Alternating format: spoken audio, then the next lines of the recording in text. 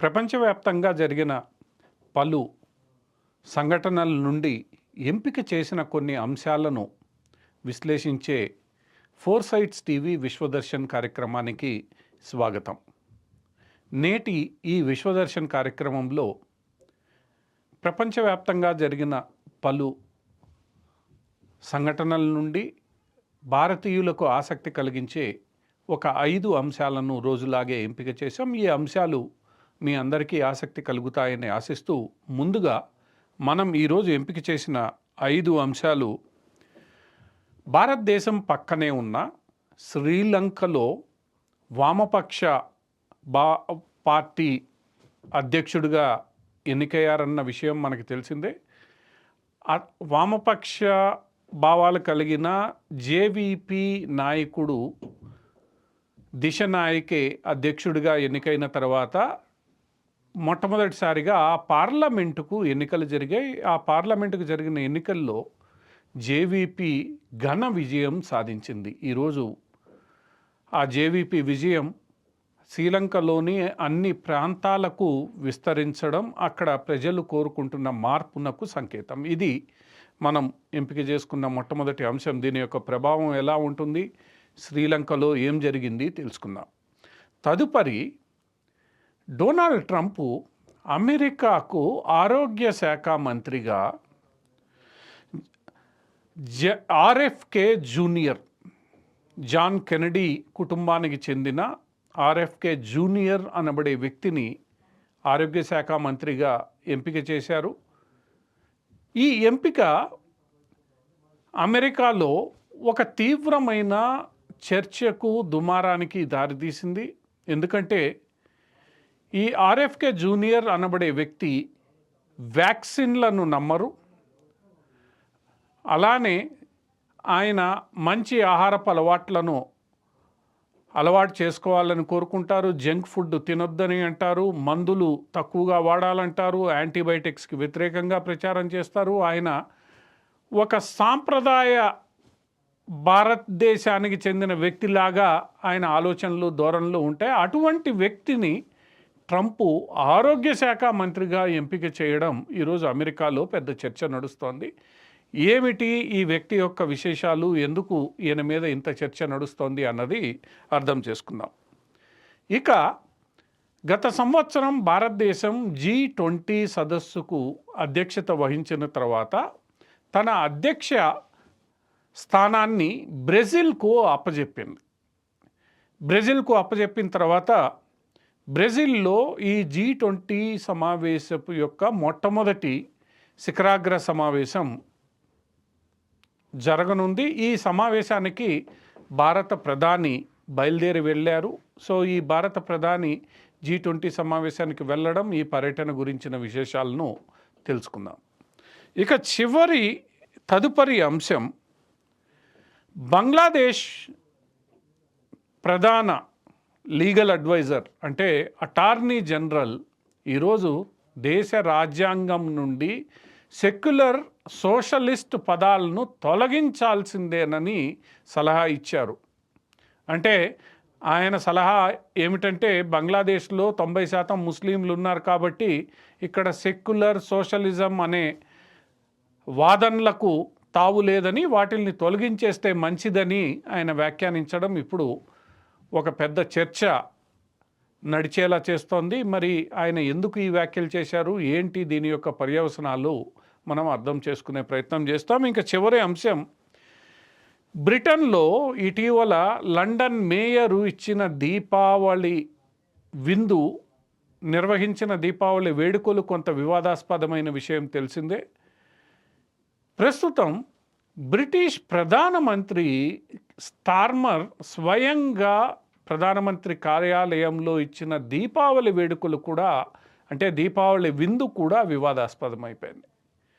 దీపావళి విందులో alcohol non vegetarian మాత్రమే అందించారని విమర్శలు వెల్లువెత్తుతున్నాయి. భారతీయ సాంప్రదాయంలో పండగ పూట ఆల్కహాల్ నాన్ వెజిటేరియన్ను అందరూ హిందువులు అంగీకరించరనే విషయాన్ని వాళ్ళని దృష్టిలో పెట్టుకోకుండా ఈ విందు ఏర్పాటు చేయడం జరిగిందన్న విమర్శలు తీవ్రంగా వెల్లువెత్తే దీనికి ఆ ప్రధాని క్షమాపణ కూడా తెలియజేశారు.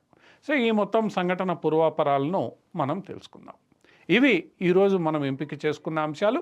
ఈ అంశాల్లో మొట్టమొదటి అంశం శ్రీలంకలో ఏర్పడ్డ మార్పును మనం ప్రధానంగా తెలుసుకునే ప్రయత్నం చేద్దాం.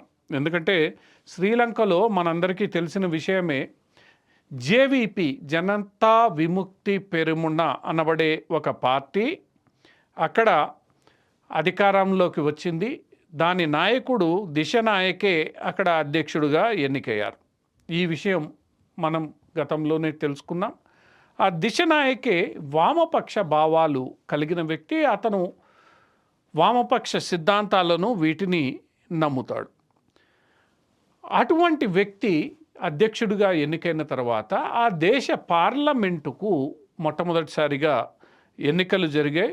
ఆ మొట్టమొదటిసారిగా జరిగిన ఈ ఎన్నికల్లో అధ్యక్ష దిశనాయకేకు చెందిన జేవీపీ పార్టీకి, ఆ పార్టీతో జతగట్టిన ఇతర కూటమి పార్టీలకు అత్యంత భారీ విజయం చేకూరింది.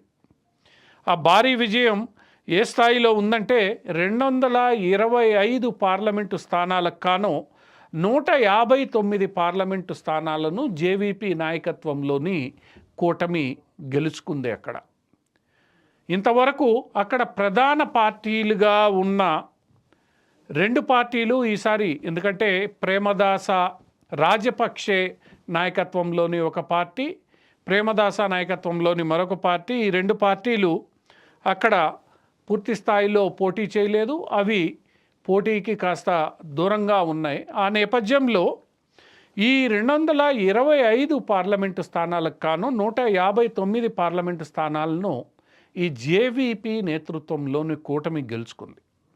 దీంతో ఈరోజు అధ్యక్షుడైన దిశనాయకే పట్ల అక్కడ ప్రజలలో ఉన్న విశ్వాసం ఎలాంటిదో మనకు అర్థమవుతుంది. ఇంకొక ఆసక్తికరమైన సంఘటన ఏమిటంటే, ఈ జేవీపీ కూటమి విజయం కేవలం, ఎందుకంటే జేవీపీ గతంలో బౌద్ధులకు సంబంధించిన పార్టీ అనే పేరు కూడా పడింది. ఆ భావాన్ని నుంచి బయటికి వచ్చి ఈరోజు జేవీపీ ముస్లింలు, తమిళులు, హిందూ తమిళులు అత్యధికంగా ఉన్న చోట్ల కూడా, అంటే ముస్లింల జనాభా ఎక్కువగా ఉన్న ప్రదేశాల్లోనూ తమిళులు ఎక్కువగా ఉన్న ప్రదేశాల్లోనూ ఈ జేవీపీ కూటమి విజయం సాధించడం విశేషం. ఇంకా లోతుల్లోకి వెళ్తే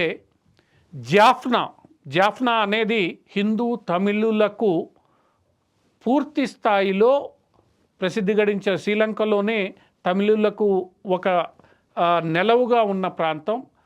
అటువంటి జాఫ్నాలో 5 స్థానాలలో 3 స్థానాలను జేవీపీ కూటమి గెలుచుకుంది. సహజంగా జాఫ్నాలో ఈ తమిళ పార్టీలు ఎప్పుడు విజయాన్ని సాధిస్తుంటే అలాంటి విజయాన్ని ఈరోజు జేవీపీ సాధించింది. 5లో 3 గెలవడం అంటే ఒక రకంగా జేవీపీ యొక్క ఘన విజయమనే చెప్పవచ్చు. ఇలాంటి పరిస్థితుల్లో అక్కడ తదుపరి ప్రధాన రాజకీయ పక్షంగా ఈ ప్రేమదాసకు సంబంధించిన సమగి జన బల వేగయ ఎస్జేబీ అనే పార్టీ సాజిద్ ప్రేమదాస నేతృత్వంలో 40 స్థానాలను గెలుచుకొని 2వ అతిపెద్ద పార్టీగా అవతరించింది. తమిళీయులకు సంబంధించిన మరొక పార్టీ 10 స్థానాలను గెలుచుకొని అక్కడ తదుపరి స్థానంలో ఈరోజు శ్రీలంక పార్లమెంట్లో సంఖ్యాబలంలో ఉంది. దీన్ని బట్టి చూస్తే శ్రీలంక ప్రజలు గతంలో సాంప్రదాయ పార్టీలుగా పిలువబడిన రాజపక్షే కుటుంబం శాసించిన పార్టీ కానీ, ప్రేమదాస కుటుంబం శాసించిన పార్టీలకు కానీ వీటన్నింటినీ పూర్తి స్థాయిలో తిరస్కరించారనే చెప్పవచ్చు. అంతేకాకుండా ఈ మైనారిటీల పేర్లతో చలామణి అవుతున్న పార్టీలు కూడా, అది తమిళుల పేరుతో కానీ ముస్లింల పేరుతో కానీ చలామణి అవుతున్న పార్టీలను కూడా ఒక రకంగా పక్కన పెట్టారనేది ఈ ఎన్నికల ఫలితాలు మనకు రుజువు చేస్తున్నాయి. దేశంలో ప్రజలు మార్పు కోరుకుంటున్నారనేది ఈ ఫలితాలు రుజువు చేస్తున్నాయి. ఇలా పార్లమెంట్లో కూడా మెజార్టీ సాధించడంతో అధ్యక్షుడు దిశనాయకేకు రేపు పరిపాలన సాగించడం కానీ, కొత్త చట్టాలను చేయడం కానీ, బడ్జెట్కు సంబంధించిన ఇతరత్ర అంశాలకు ఆమోదం పొందడం కానీ సులువవుతుంది. దీంతో ఈ పరిపాలన మెరుగయ్యే అవకాశం ఉంది. పరిపాలన మరింత సమర్థవంతంగా నిర్వహించడానికి వీలవుతుంది.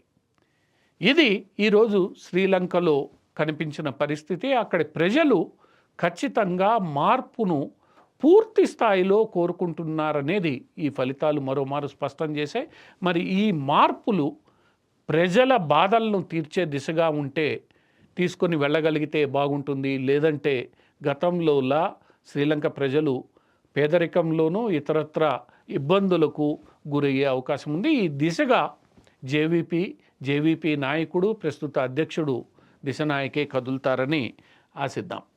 ఇక తదుపరి అంశం మనం ఎంపిక చేసుకున్నది అది అమెరికాకు సంబంధించిన అంశం. అమెరికా ఆరోగ్య శాఖ మంత్రిగా డొనాల్డ్ ట్రంప్ ఒక నియామకం చేశారు. ఎందుకంటే ఇటీవల కాలంలో డొనాల్డ్ ట్రంప్ చేసిన చాలా నియామకాల పట్ల కొంత ప్రపంచవ్యాప్తంగా ఆసక్తి నెలకొంది. ఆయన నియమించిన ఇంటెలిజెన్స్ చీఫ్ ఆమె భారతీయ మూల సంతతికి చెందినవారు తులసి గబార్డ్. అలానే ఆయన నియమించిన ఎన్ఎస్ఏ చైనాకు వ్యతిరేకుడుగా పేరు గడించిన వారు. ఇలా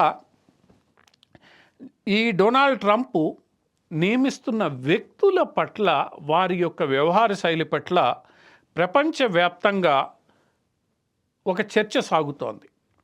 అలాంటి నేపథ్యంలో ప్రతి అపాయింట్మెంటు ఒక ఆసక్తికరమైన చర్చకు దారితీస్తోంది. అలాంటి పరిస్థితుల్లో Donald Trump Robert F Kennedy జూనియర్ను ఆరోగ్య శాఖ మంత్రిగా నియమించారు. రాబర్ట్ ఎఫ్ కెనడీ డొనాల్డ్ ట్రంప్కు పూర్తి భిన్న మనస్తత్వం కలిగిన వ్యక్తి. డొనాల్డ్ ట్రంప్ పెప్సీ కోకులను ప్రమోట్ చేస్తే డొనాల్డ్ ట్రంప్ పెప్సీ కోకులు ఆరోగ్యానికి హానికరం, మీరు మంచి ఫలరసాలను సేవించండి అని ఆయన ఉపన్యాసాలు ఇస్తాడు. డొనాల్డ్ ట్రంప్ బర్గర్ పిజ్జాలను తినమని అంటే ఈ RFK junior Robert F Kennedy junior మాత్రం బర్గర్ పిజ్జాలకు దూరంగా ఉండండి, ఇంటి ఆహారాన్ని మాత్రమే తీసుకోండి అని చెప్తారు. ఆ ఇంటి ఆహారంలో కూడా సాత్వికమైన ఆహారం ఉండాలి, తద్వారానే ఆరోగ్యం మెరుగుపడుతుందని ఆయన వాదిస్తారు. ప్రతిదానికి మీరు వైద్యుల దగ్గరికి వెళ్ళవద్దు, వైద్యులు సూచించిన మందులు తీసుకోవద్దు అనేది ఆర్ఎఫ్కే జూనియర్ వాదన. ఆయన ఈ వాదనకు అనుగుణంగా ప్రపంచంలో ఆరోగ్యకరమైన అలవాట్లు, ఆరోగ్యకరమైన ఆహారపు పద్ధతులు, మందులను తీసుకోవడం అంటే అనవసరమైన యాంటీబయాటిక్ల వినియోగం, ఇష్టానుసారం వ్యాక్సిన్లు తీసుకోవడం, ఇలాంటి వాటన్నిటికీ ఆయన వ్యతిరేకి.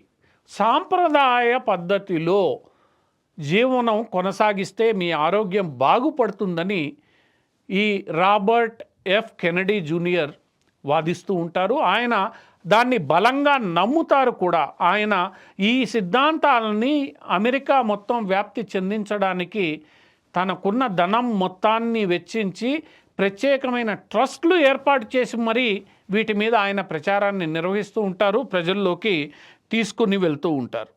అటువంటి వ్యక్తి ఈరోజు అమెరికా ఆరోగ్య శాఖకి నేతృత్వం వహించబోతున్నాడు. దీని అర్థం ఏదైతే అమెరికా జీవన శైలి, పాశ్చాత్య జీవన శైలి ఉందో, మనందరం కూడా భారతదేశంలో దాన్నే అదేదో గొప్పది అనుకొని మాల్స్లోనూ, పిజ్జా బర్గర్లలోనూ, పిజ్జా హట్టు, డామినోస్లోనూ వీటిల్లో మనం అలవాటు పడిపోతున్నామో, మన పిల్లలు అలవాటు పడిపోతున్నారో, దాన్ని అమెరికా ఆరోగ్య శాఖ మంత్రి పూర్తిగా వ్యతిరేకిస్తారు. ఆయన ఈరోజు రేపు ఆరోగ్య శాఖ మంత్రిగా అయిన తర్వాత వీటన్నింటినీ తగ్గించాలని ఆయన ప్రచారాన్ని నిర్వహించబోతున్నాడు.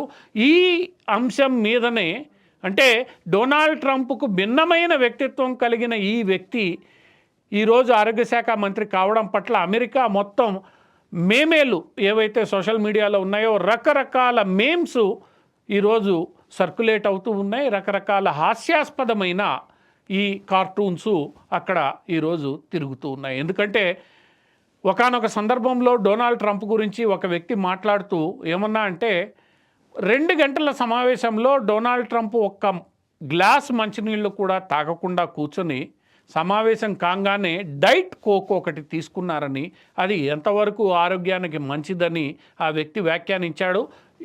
అటువంటి అలవాట్లు కలిగిన డొనాల్డ్ ట్రంప్ ఈరోజు ఆర్ఎఫ్కే జూనియర్ను ఆరోగ్య శాఖ మంత్రిగా పెట్టడం అంటే ఒక రకంగా ఒక సంచలనాత్మక నిర్ణయమే, ఒక వివాదాస్పద నిర్ణయమే. ఈయన నియామకం పట్ల ఫార్మా కంపెనీలన్నీ ఆందోళన వ్యక్తం చేస్తున్నాయి. ఈరోజు అమెరికాలోని పలు దిగ్గజ ఫార్మా కంపెనీల సీఈఓలు కొంత దీని మీద ఒక రకమైన సందేహాన్ని లేవనెత్తుతున్నారు. ఇంకొక విషయం కూడా, ఈ రాబర్ట్ ఎఫ్ కెనడీ వ్యాక్సిన్లకి పూర్తిగా వ్యతిరేకం. ఆయన ఒక గొంతుకు సంబంధించిన రుగ్మతతో బాధపడుతున్నారు. అలా గొంతుకు సంబంధించిన రుగ్మతతో బాధపడడానికి తాను తీసుకున్న ఫ్లూ వ్యాక్సిన్ కారణమని ఆర్ఎఫ్కే గట్టిగా నమ్ముతారు. దాని మీద పరిశోధనలు జరగాలని కూడా ఆయన చాలా కాలం వాదిస్తూ వచ్చారు. ఒక వ్యాక్సిన్ తీసుకోవడం వల్లే తన ఆరోగ్య పరిస్థితి ఎలా అయిందని, ఇష్టానుసారం వ్యాక్సిన్లు తీసుకుంటే మన అందరి ఆరోగ్య పరిస్థితి దెబ్బతినే అవకాశము లేకపోలేదని, చిన్నపిల్లలకి వ్యాక్సిన్లు ఇచ్చే సందర్భంలో ఇంకా పరిశోధనలు చేయాల్సి ఉందని ఆయన గట్టిగా వాదిస్తారు. దానికి సంబంధించి ఆయన చాలా పరిశోధనలకు కూడా ఆయన ధనాన్ని దానంగా ఇస్తూ ఉన్నారు, ఆ పరిశోధనల్ని ప్రోత్సహిస్తున్నారు. అటువంటి వ్యక్తి ఈరోజు అమెరికా ఆరోగ్య శాఖ మంత్రిగా కావడం, ఆరోగ్య శాఖలో భాగంగా ఉండే ఫుడ్ అండ్ డ్రగ్ అడ్మినిస్ట్రేటర్ కూడా ఆయనే నేతృత్వం వహించడం అంటే, ఇష్టానుసారం ఫార్మా కంపెనీలు మందుల్ని తయారు చేయడానికి ఇబ్బంది, ఇష్టానుసారం ఫార్మా కంపెనీలు వ్యాక్సిన్లను తయారు చేసి FDA అప్రూవల్ తీసుకోవడం. ఎందుకంటే వీటినేటిని నమ్మని వ్యక్తి ఈరోజు FDAకు అక్కడ నేతృత్వం వహించబోతున్నారు. సో నువ్వు చెప్పే పరిశోధనని ప్రతిదీ గుచ్చి చూడబోతున్నాడు ఆయన. సో ఇది ప్రపంచవ్యాప్తంగా ఉన్న ఔషధ పరిశ్రమకు సంబంధించి ఒక సంచలనాత్మక నిర్ణయం. ఈ ఔషధ పరిశ్రమ అంతా కూడా ఇప్పుడు ఈ ఆర్ఎఫ్కే కెనడీ ఎలాంటి నిర్ణయాలు తీసుకుంటాడనే విషయంలో ఉత్కంఠతో ఎదురు చూస్తున్నారు. ఇది రాబోయే రోజుల్లో ఎలాంటి వివాదాలకు కారణమవుతుంది అనేది మనం వేచి చూడాల్సిందే. అప్పటిదాకా మనం ఈ మొత్తం వ్యవహారాన్ని సునిశ్చితంగా గమనిస్తూ ఉండాల్సిందే. ఇక తదుపరి అంశం మనం ఎంపిక చేసుకున్న విషయాల్లో మూడవ అంశం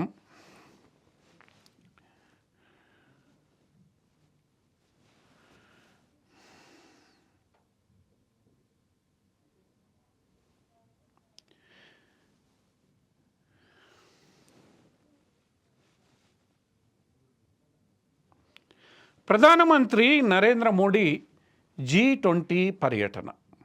ప్రధానమంత్రి నరేంద్ర మోడీ ఈరోజు G20 సమావేశంలో పాల్గొనడానికి బ్రెజిల్ రాజధాని తరలి వెళ్ళారు. ఈరోజు నుంచి ఆయన 3 దేశాల పర్యటన కొనసాగించనున్నారు. ముందుగా ఆయన నైజీరియా చేరుకుంటారు. నైజీరియాలో 2 రోజుల పాటు ఉండి అక్కడి నుండి ఆయన బ్రెజిల్ రాజధానికి చేరుకుంటారు. బ్రెజిల్ రాజధానిలో 2 రోజుల పాటు ఈ G20 శిఖరాగ్ర సమావేశాల్లో పాల్గొని అక్కడి నుంచి ఆయన గయానా వెళ్తారు. గయానా పర్యటనలో భాగంగా ఆయన 2వ కరేబియన్ దేశాల భారత సమావేశంలో పాల్గొంటారు.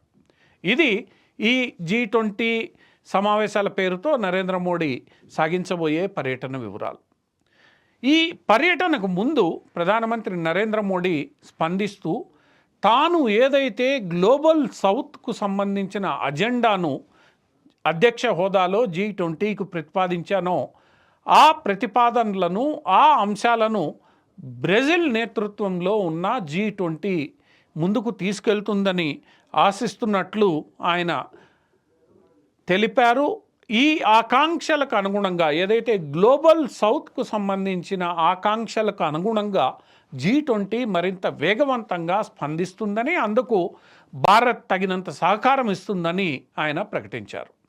ఇప్పుడు బ్రెజిల్లో జరుగుతున్న ఈ G20 సమావేశానికి అవసరమైన ఈ వ్యూహాత్మక వైఖరిని, వ్యూహాత్మక అంశాలన్నింటినీ కూడా బ్రెజిల్, దక్షిణ అమెరికా, దక్షిణ ఆఫ్రికా, భారత్లు కలిసి ఈరోజు నిర్ణయం తీసుకుంటున్నాయనే విషయం అందరికీ తెలిసిందే. ఈ రియో డి జెనెరియో బ్రెజిల్ రాజధానిలో జరుగుతున్న ఈ సమావేశాల్లో ఈ గ్లోబల్ సౌత్తో పాటు ఈ గల్ఫ్ దేశాల్లోనూ యుక్రెయిన్లో జరుగుతున్న అంశాలపై కూడా చర్చ జరిగే అవకాశం ఉంది. ఈ చర్చ సందర్భంగా భారత ప్రధాని తన యొక్క పూర్తి స్థాయి అభిప్రాయాలను కూడా వెల్లడించే అవకాశం ఉంది. భవిష్యత్తులో G20 ప్రపంచంలో ఎలాంటి కీలక పాత్ర పోషించాలి అనే దానికి ఒక అడుగు ముందుకు వేసేలా ఈ శిఖరాగ్ర సమావేశం ఉంటుందని అందరూ ఆశిస్తున్నారు. ఈ శిఖరాగ్ర సమావేశానికి చేరే ముందు భారత ప్రధాని నైజీరియాకు చేరుకుంటారు. నైజీరియాలో గత 15 సంవత్సరాల కాలంలో పర్యటిస్తున్న మొట్టమొదటి భారత ప్రధానిగా నరేంద్ర మోడీ పేరు చరిత్రకెక్కుతుంది. ఈ నైజీరియాలో నవంబర్ 16, 17 తారీఖుల్లో అంటే ఈరోజు రేపు నరేంద్ర మోడీ అక్కడ పర్యటించనున్నారు. అక్కడ అధ్యక్షుడు బోలా అహ్మద్ తిన్బుతో ఆయన సమావేశమవుతారు.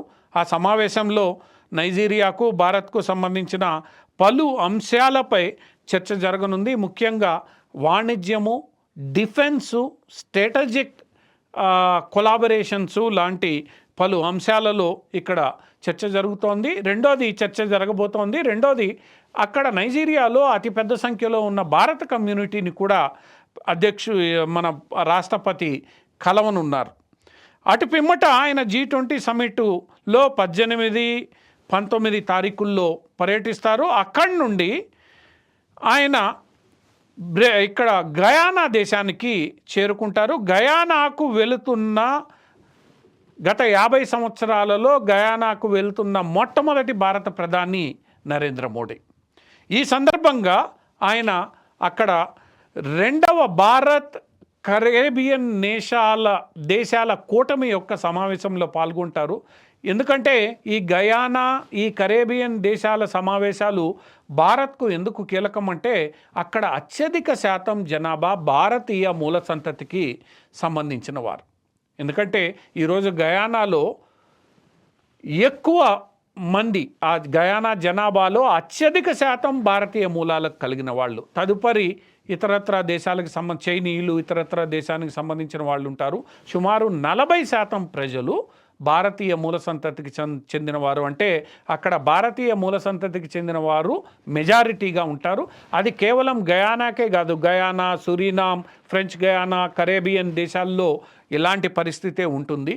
అలాంటి దేశాల నేతలతో ఆయన సమావేశం కానున్నారు. ఇది రెండవ సమావేశం. మొదటి సమావేశం నరేంద్ర మోడీ ఇటువంటి సమావేశాన్ని నిర్వహించాలని ప్రతిపాదించి గతంలో సమావేశం నిర్వహించడం జరిగింది. దానికి కొనసాగింపుగా ఈ రెండవ సమావేశం అక్కడ నిర్వహించబోతున్నారు. తద్వారా ఆ ప్రాంతాలలో ఉన్న భారతీయులు, మెజారిటీ జనాభాగా ఉన్న భారతీయులతో సంబంధాలను మెరుగుపరచడమే కాకుండా ఆయా దేశాలతో ఇతరత్ర సంబంధాలు, వాణిజ్యపరమైన సంబంధాలు, సాంకేతిక, సైన్సు, టెక్నాలజీకి సంబంధించిన సంబంధాలు, వీటన్నిటినీ పురోగతి సాధించే దిశలో ప్రధానమంత్రి కృషి చేసే అవకాశం ఉంది.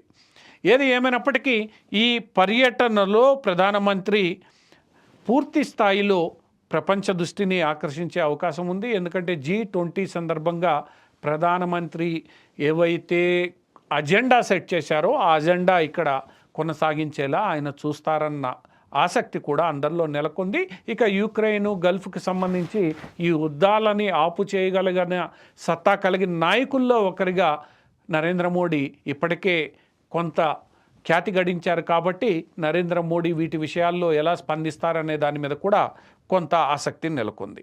ఇది నరేంద్ర మోడీ పర్యటనకు సంబంధించిన విషయాలు. వీటితో పాటు తదుపరి అంశం మనం ఈ కార్యక్రమంలో చర్చించుకోబోయేది అది బంగ్లాదేశ్లో జరిగిన ఒక ఆసక్తికర సంఘటన. బంగ్లాదేశ్లో చాలా విషయాలపై చర్చ జరుగుతోంది. బంగ్లాదేశ్ ఒక్కసారిగా తన స్వాతంత్ర పోరాటాన్ని మర్చిపోయింది.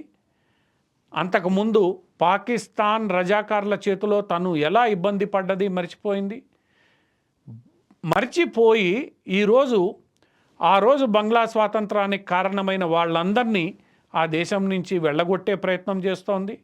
ఆ దిశగానే అక్కడి ప్రధానమంత్రిని భారతదేశానికి తరిమి కొట్టింది.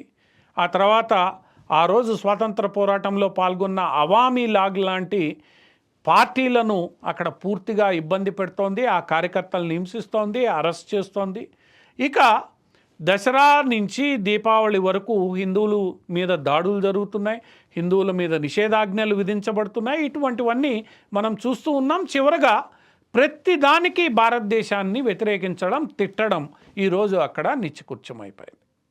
అటువంటి పరిస్థితుల్లో ఈరోజు బంగ్లాదేశ్ను ఇస్లామిక్ దేశంగా మార్చాలన్న కుట్ర కూడా అక్కడ జరుగుతోంది. ఆ కుట్రలో భాగంగా బంగ్లాదేశ్ను పూర్తి స్థాయి ఇస్లామిక్ నేషన్గా ప్రకటించాలనే డిమాండు పెరిగిపోతోంది.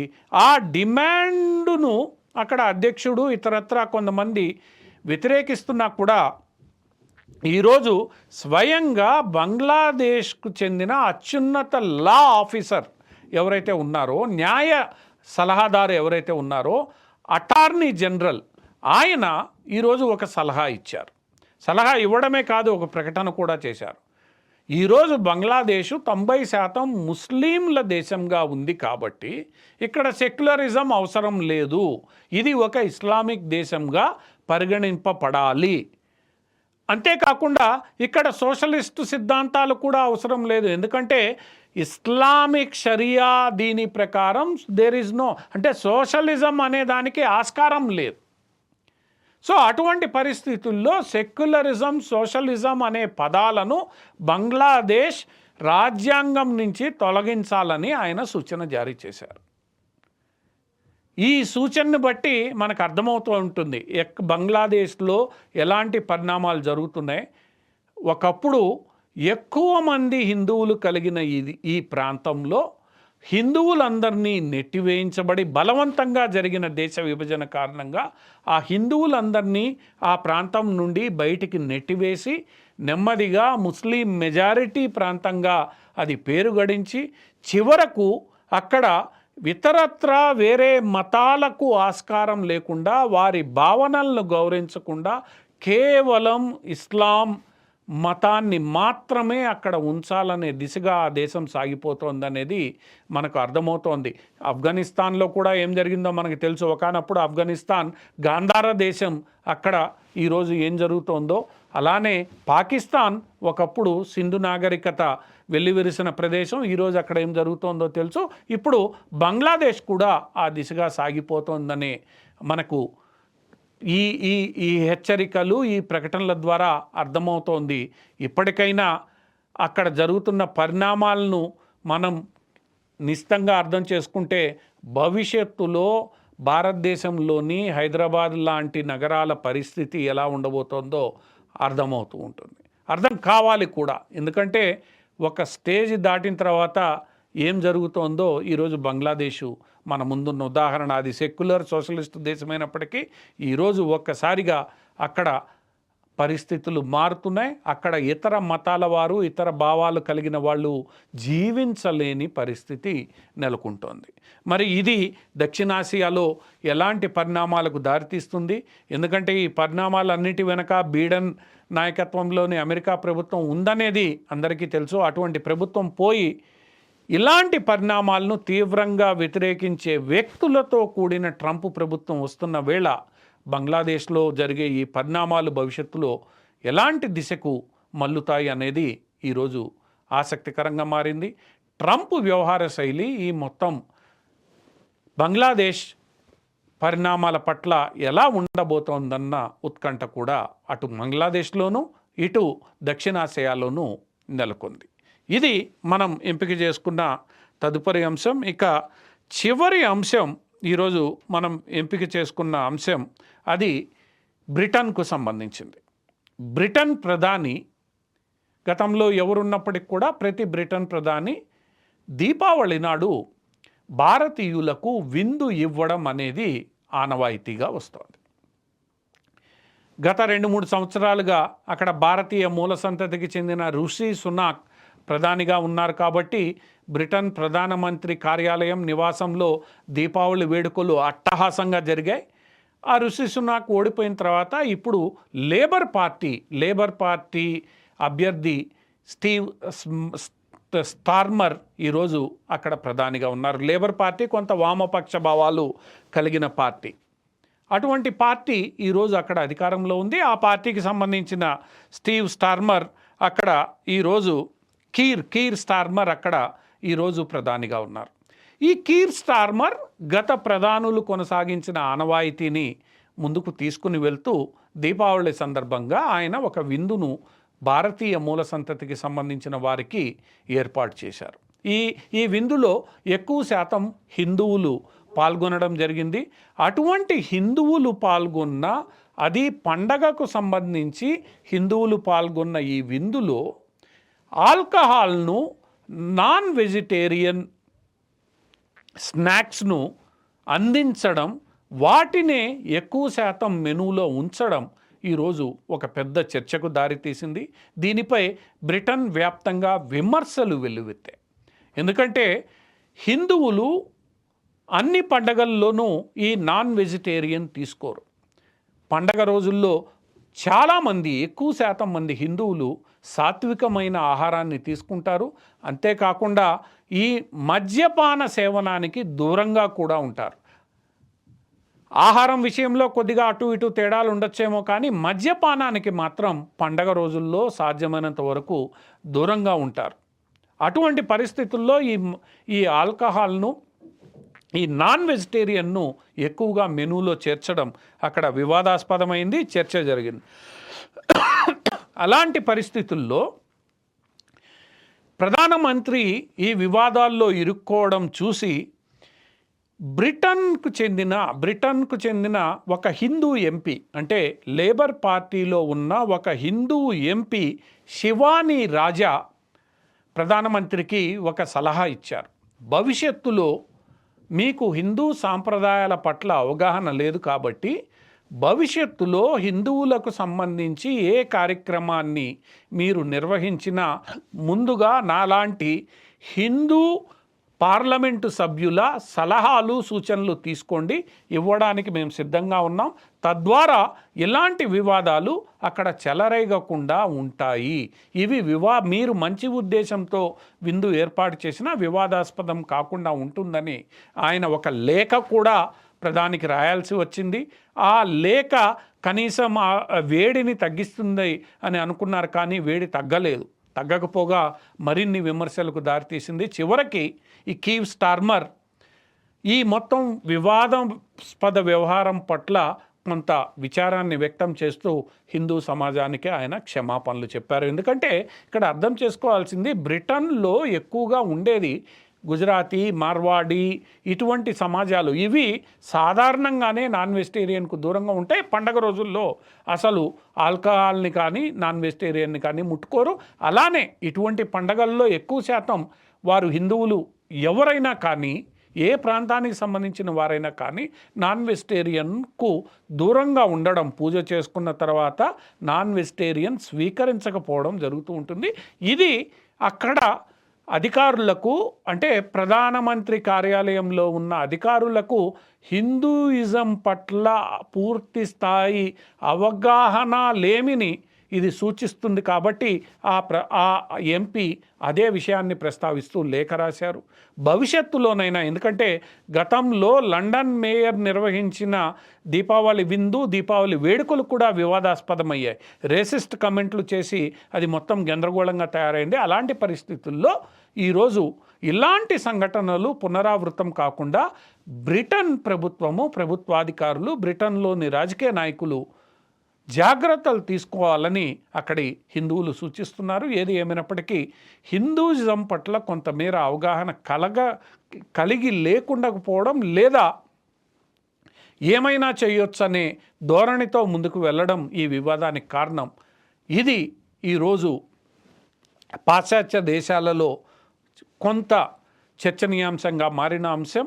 ఈ భవిష్యత్తులో ఇలాంటివి జరగకుండా బ్రిటన్ ప్రభుత్వం చర్యలు తీసుకోవాలనేది హిందువుల డిమాండ్. ఇవి ఈరోజు మనం ఎంపిక చేసుకున్న 5 అంశాలు. ఈ 5 అంశాలు మీకు కొంతమేర ఆసక్తిగా ఉంటూ విషయాలను మీరు అర్థం చేసుకునేలా వివరించబడ్డాయని ఆశిస్తూ నేటి ఈ ఫోర్సైట్స్ టీవీ విశ్వదర్శన్ కార్యక్రమానికి సెలవు. రేపు మరికొన్ని ఎంపిక చేసిన ఆసక్తికరమైన అంశాలతో ఫోర్సైట్స్ టీవీ విశ్వదర్శన్ కార్యక్రమంలో కలుద్దాం.